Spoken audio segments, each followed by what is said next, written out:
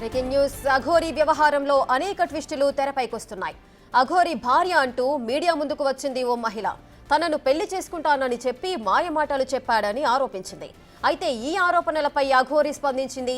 తాను ఎవరిని పెళ్లి చేసుకోలేదని తేల్చి చెప్పింది. తనపై తప్పుడు ప్రచారం చేస్తున్నారంటూ ఫైర్ అయింది. అసలు తాను తాళి కట్టాను అనడానికి రుజువు కావాలని, ఆమె మాట్లాడిన ఆడియో రికార్డు కూడా బయట పెట్టాలని డిమాండ్ చేసింది. లైవ్ చూశాను.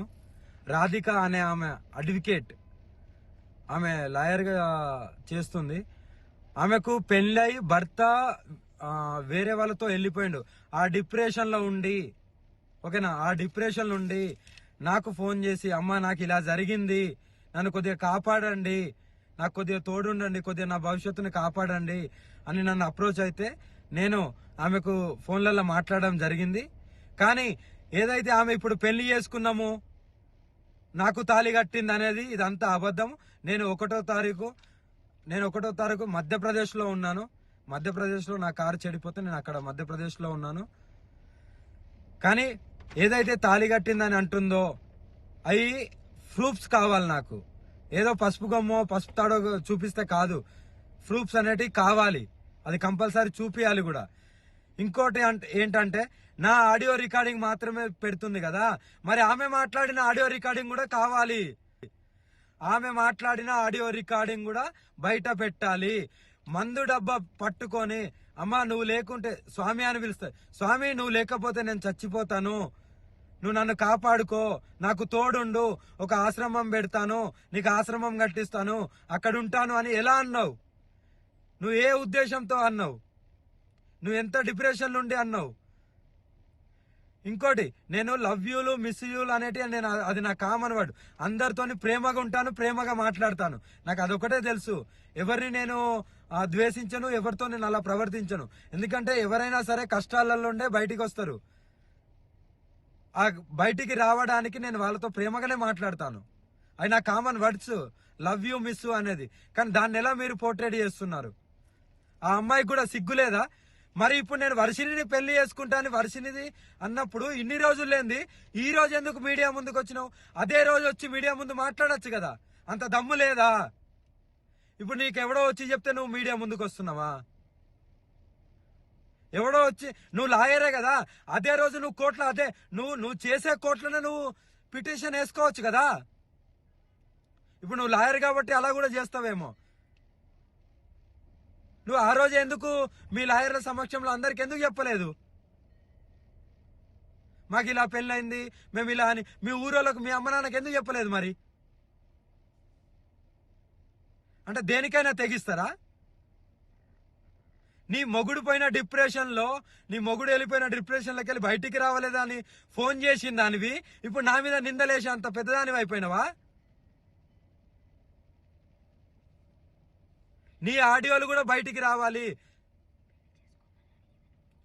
పెళ్లి చేసుకోమని అడిగింది నువ్వు, పెళ్లి చేసుకుంటానని అడిగింది నువ్వు, పెళ్లి చేసుకోకుండా మందు దాగి చనిపోతా అన్నది నువ్వు.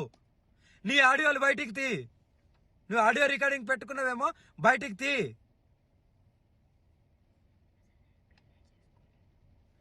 నేను పెళ్లి చేసుకున్న దాన్ని అయితే అందరికి చెప్పుకుంటారు కదా, నువ్వు నాతో వస్తావు కదా. మరి నీ దగ్గరికి ఎప్పుడైనా వచ్చానా? నిన్ను కలిశానా? ఆ లాస్ట్లో ఎప్పుడైతే ఆశ్రమం గురించి నువ్వు అన్నావో అప్పుడు నీకు డబ్బులు ఇవ్వడానికి వచ్చినప్పుడు, సరే భూమి కొంట అన్నావు కదా, సరే కొను, ఎక్కడొక్క జాలు ఉండొచ్చు అనే ఉద్దేశంతో నీ దగ్గరికి వచ్చినప్పుడు నేను కొన్ని డబ్బులు ఇచ్చా కదా, ఆ డబ్బులు కూడా మళ్ళీ నువ్వు నాకు అకౌంట్లో వేసినావు కదా.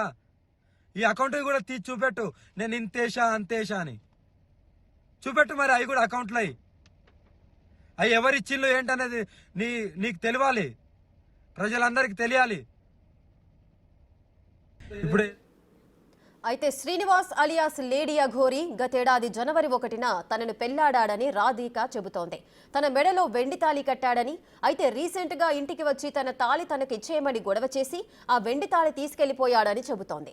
17 రోజుల క్రితం వర్షిణి గురించి తాను టీవీల్లో చూశానని, ఎవరు ఆమె అని అఘోరిని అడిగానని చెప్పింది. వర్షిణి తనకు కూతురు లాంటిదని, తాను ఆమెకు గురువునని అఘోరి చెప్పాడంది. అయితే 4 రోజుల క్రితం వర్షిణిని అఘోరి పెళ్లి చేసుకున్నాడనే మ్యాటర్ తెలిసి ఫోన్ చేస్తుంటే కాల్ లిఫ్ట్ చేయట్లేదని, తన నెంబర్ బ్లాక్ చేశాడనేది రాధిక ఆరోపణ. అఘోరి శ్రీనివాస్ గారు ఉన్నారు కదా, ఆయన ఫస్ట్ నన్ను పెళ్లి చేసుకున్నాడు. మా మ్యారేజ్ జనవరి 1న అయింది, ఆయన బర్త్డే రోజు. తర్వాత ఇంకో అమ్మాయి వర్షిణి అనే అమ్మాయిని జనవరి 13న చేసుకున్నా అన్నాడు. మరి ఫస్ట్ భార్య నేను ఉండగా ఇంకో అమ్మాయిని ఎట్లా చేసుకుంటాడు? ఇట్లా ఎంతమంది ఆడపిల్లల జీవితాలతో తను ఆడుకుంటాడు. అందుకే నేను ఇది ఆగాలని నేను ముందుకు వచ్చాను. దయచేసి మీ మీడియా వాళ్ళు కానీ, పోలీస్ డిపార్ట్మెంట్ కానీ, గవర్నమెంట్ కానీ అతని మీద స్టెప్ తీసుకోవాలని నేను కోరుకుంటున్నాను. అంటే నేను ఒక భక్తి పరంగా ఉన్నా కాబట్టి తనని కాంటాక్ట్ నేను అయ్యాను. అయిన తర్వాత మా మధ్యన మంచి క్లోజ్నెస్ పెరిగింది ఫస్ట్. ఆ తర్వాత అది కాస్త ఈ పెళ్లి దాకా వచ్చేసింది.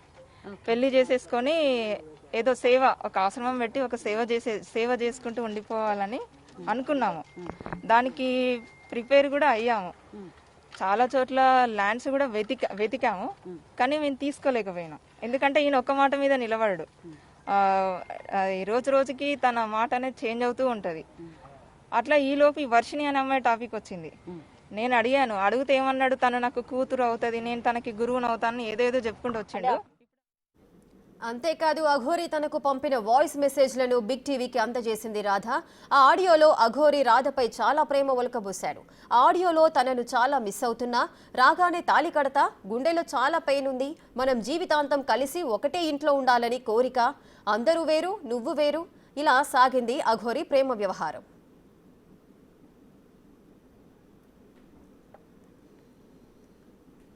నేను నిన్ను చాలా మిస్ అవుతున్నా రాధి, చాలా మిస్ అవుతున్నా, చాలా గుర్తుకొస్తున్నా. బట్ ఏం చేస్తాం, కానీ నేను వచ్చుడితోనే అయితే నీకైతే తాళి కడతాను Radhi. Love you miss you, love you. నాతో నవ్వట్లేదమ్మా, చాలా పెయిన్గా ఉంది హార్ట్లో. నీకైతే ఎప్పుడు నేను ఈ ప్రేమనైతే నీ నుండి మన ఇద్దరం జీవితాంతం ఇలా కలిసిమెలిసి ఒకటే ఇంట్లో ఉండాలని నా కోరిక. ఆ కోరికను నువ్వు ఎంత దూరం తీసుకెళ్తావు అనేది your decision. But for ever never నువ్వు ఎప్పుడు నాకు డిఫరెంట్. ఇంకా అది నువ్వు వేరు, ఇంకా అందరు వేరు, నా బెస్ట్ వేరు, నువ్వు వేరు, అంతే. నీ లెవర్ వేరు, ఇంక అంతే. నీకు తాళి కట్టిన తర్వాత నీకే అర్థమవుతుంది నా ప్రేమ. సరే నా ముద్దుల పెళ్ళమా, నువ్వు ఎట్లా అంటే అట్లనే. నీకు ఎక్కువ కష్టపడకు, నీకు చూడు, నీకు అయినంత వరకే చూడు, నేను వద్దంటలేను, ఓకేనా? అరే మాదేవ్, నేను మాట్లాడతాను, సాయంత్రం మాట్లాడతాను. రాధికా వర్షన్ ఇలా ఉంది, ఫోన్ కాల్ వాయిస్ అలా ఉంది, అఘోరి వర్షన్ మరోలా ఉంది. ఇంతకీ వీరందరి మాటల్లో ఎవరి మాటలు నిజం, ఎవరి మాటలు అబద్ధం? ఇప్పుడు ఈ వ్యవహారం ఏ టర్న్ తీసుకుంటుంది? వర్షిణి రియాక్షన్ ఎలా ఉంటుంది? ప్రస్తుతానికైతే ఇవన్నీ ప్రశ్నలే.